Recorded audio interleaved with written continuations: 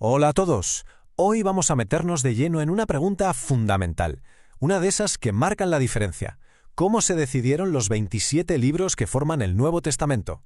Para explorar este tema nos vamos a basar en el excelente análisis del maestro en teología Francisco Antonio Osorio Piche. Vamos a ello. Y aquí está, digamos, la madre del Cordero.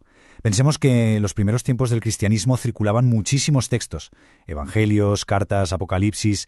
Entonces, ¿cómo se pasó de esa abundancia de escritos a la lista cerrada de 27 libros que conocemos hoy? ¿Fue una decisión tomada en un despacho o hay algo más? Vale, para poder entender bien todo el proceso, lo primero es lo primero. Tenemos que poner sobre la mesa dos conceptos clave. Son las piezas fundamentales de este puzzle. La primera palabra es canon. Suena un poco técnica, ¿verdad? Pero es muy sencillo. Un canon es básicamente una lista oficial. En este caso, la lista de esos 27 libros que la Iglesia en su conjunto reconoció como la regla, la norma autorizada para la fe y la vida. Es como el índice definitivo de la biblioteca del Nuevo Testamento. Y el segundo concepto, que es crucial, es el de inspiración.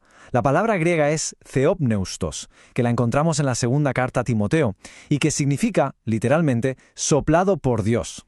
Ojo, esto es muy importante. No significa que Dios dictara las palabras y los autores fueran meros robots. No, la idea es más bien una colaboración, una sinergia divino-humana en la que Dios guía el proceso para que el resultado final sea ni más ni menos su palabra. Ahora, podríamos pensar que esto de definir el canon fue una cosa de académicos sentados tranquilamente en una sala.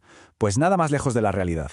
La necesidad de tener una lista clara surgió a raíz de una crisis enorme, un desafío que obligó a la Iglesia a tomar cartas en el asunto. Y el protagonista de esta crisis tiene nombre y apellido, Marción. Hacia el año 140, Marción llegó con una idea bastante radical. Dijo que el Dios del Antiguo Testamento, el Dios judío, era un Dios menor, distinto del Padre que reveló Jesús. Y, siendo coherente con su idea, pues cogió las tijeras y recortó. Y en esta tabla se ve clarísimo el contraste. A la izquierda, la versión de Marción. Un solo evangelio, el de Lucas, pero muy editado. 10 cartas de Pablo y fuera todo el Antiguo Testamento. A la derecha, lo que la mayoría de las iglesias ya estaban usando. Los 4 evangelios, más cartas.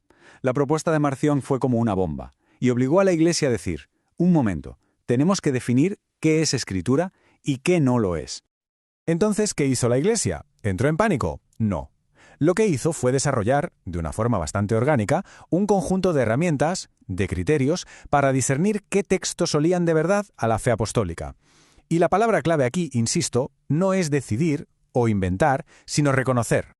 Estos 4 criterios funcionaron como una especie de control de calidad. Primero, la apostolicidad.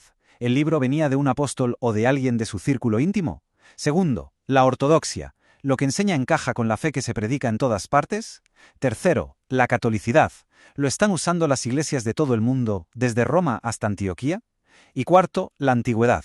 ¿Es un texto del primer siglo, de la época de los testigos oculares? Un escrito tenía que pasar estos 4 filtros. Pero claro, aplicar estos criterios no fue cosa de un día. No hubo un comité que se reuniera un martes y dijera, listo, ya tenemos el canon.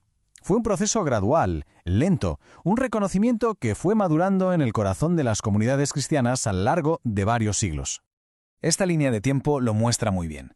Vemos cómo se va cocinando todo a fuego lento. Ya en el 170 tenemos el canon muratoriano, un primer borrador muy completo. Luego grandes intelectuales como Orígenes o Eusebio de Cesarea analizan, clasifican, debaten sobre algunos libros. Se ve que es un proceso vivo.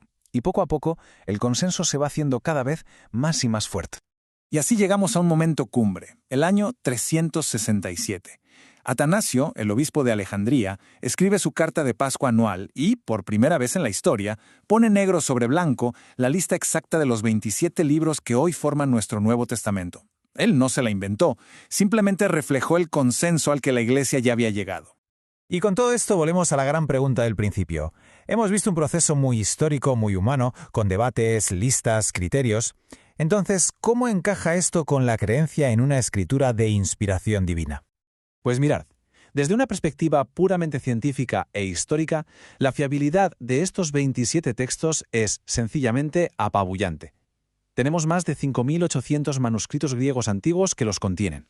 Para que nos hagamos una idea, de las obras de Platón o de Julio César conservamos apenas unas decenas. La base textual del Nuevo Testamento es solidísima. Y aquí es donde la perspectiva de la fe entra en juego. La creencia, resumida en este famoso versículo, es que Dios no fue un mero espectador en este proceso histórico. Al contrario, se cree que Él guió soberanamente a la Iglesia, a través de todas estas idas y venidas, para que al final reconociera con acierto aquello que Él mismo ya había soplado, lo que ya era su palabra. Y esta es la idea final, el gran titular con el que nos tenemos que quedar. Los concilios de finales del siglo IV, como los de Hipona o Cartago, no se reunieron para crear la Biblia de la nada. Su papel fue otro. Fue reconocer y confirmar de manera formal y definitiva aquellos libros que las comunidades cristianas llevaban ya 300 años leyendo, predicando y amando como palabra de Dios. Fue, por así decirlo, el sello oficial a un reconocimiento que ya se había producido. Y para terminar, os dejamos con esta pregunta, que tenéis completa en la pantalla para que la llevéis al foro virtual y la debatáis. En esencia, la cuestión es esta. ¿Todo este proceso histórico, tan humano, le resta autoridad divina a la Escritura o todo lo contrario? Es la prueba de cómo Dios actúa en la historia para guiar a su pueblo. Un tema apasionante para darle vueltas. Esperamos vuestras reflexiones. Hasta la próxima.